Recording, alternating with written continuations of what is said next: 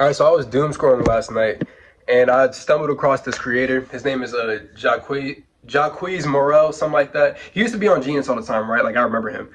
He would be on all like the videos, but I guess he left Genius and now he makes like music content or whatever like that, right? Anyway, though, he was talking about Playboi Carti and how he acts like a 21-year-old, and I forgot who the quote was from, but he mentioned a quote, like a quote from a guy, and I don't even remember what it was. Basically, it's like they were talking about like rock stars. Rock stars, they stop growing at the age they get famous at, right? Like, so Cardi acts like a 21-year-old because he got famous at 21, and it made a lot of sense. Taylor Swift, when she got famous, like 17, right? Whenever 17, 16, a lot of her music is the type of music you would hear.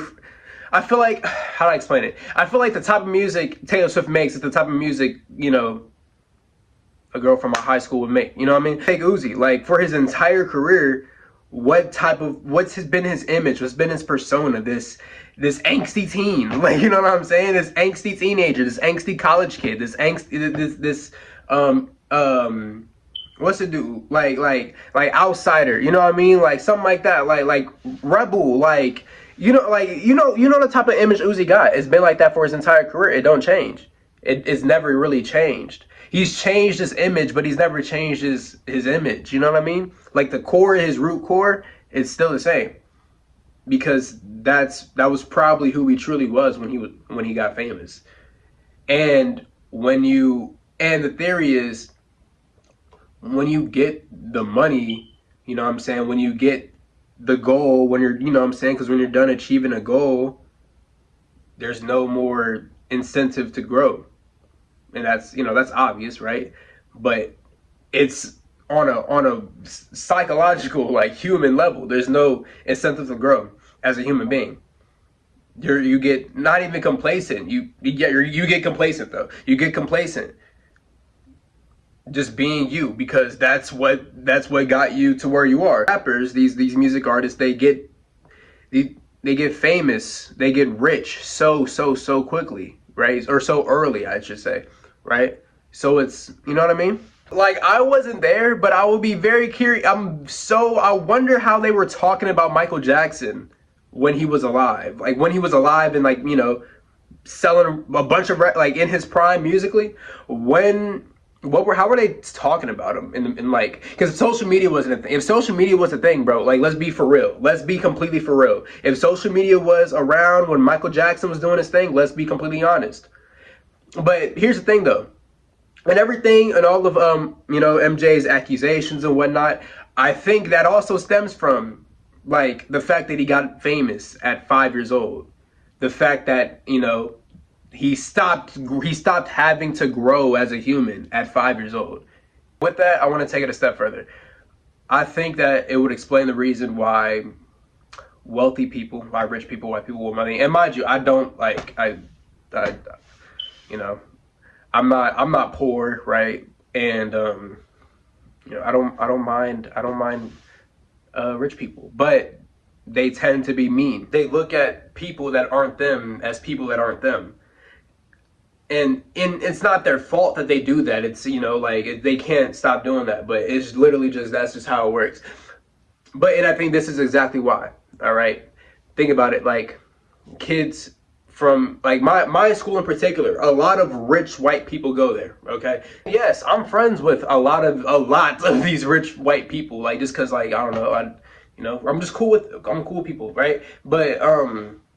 But like, I see stuff like a lot of people are mean, like a lot of people are rude, a lot of people, like, it's like when you really, because first of all, okay, well, it should be common knowledge. You see someone's true colors, based on how they talk about people they don't like, right?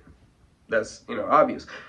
But with them, it's just wild sometimes, right? But it's not their fault though, and I think it's because, this is my point, they don't have to grow anymore as a human. Like, they don't have to. They can if they want, but they don't have to. Because, like, as humans, like literally, we only do things to get things, right? Isn't that the basis of living? As we live, our subconsciously, or maybe even consciously, it's like, we want to survive. That's our goal. And we as humans know and understand that in order to survive, like, in America or in anywhere, but America, you need to make money, right? When you get enough money to stagnate, when you get enough money to, not have to worry about getting better or doing something better or improving, you go to your, I guess, natural state. And to take it one more step further, I feel like the same logic could be applied to your relationships, whether that be your parents, your girlfriend, your boyfriend, your best friend, what people that are close to you. You are their money. You know what I mean? You are their goal. They are your goal. Let's say you just see a girl like in school or whatever, that you want to start pursuing something with. The goal is to get her as your girlfriend. And whenever you get her as your girlfriend, there's no incentive to grow, which is why, a lot of men and a lot of, it goes both ways, but a lot of, boyfriends are just mean to their girlfriends. Like, that's why the whole, like, I hate my girlfriend stage exists.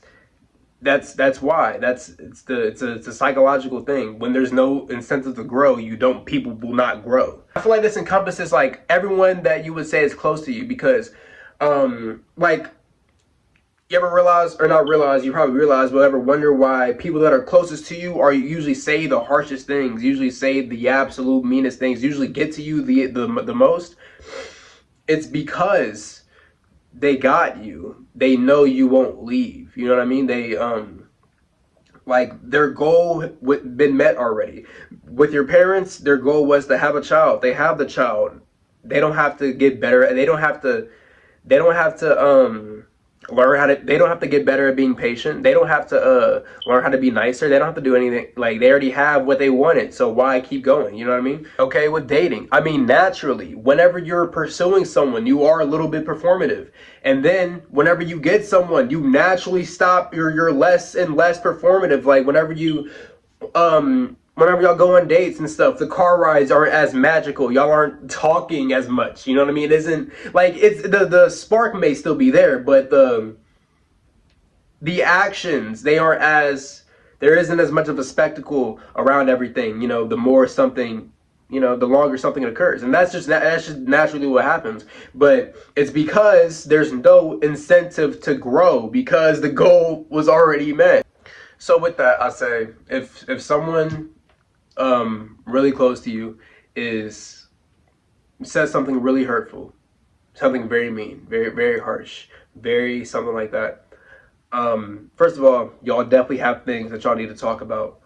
But if you're like really hurt by it, just know, like, in the back of your mind, like, they really don't mean that.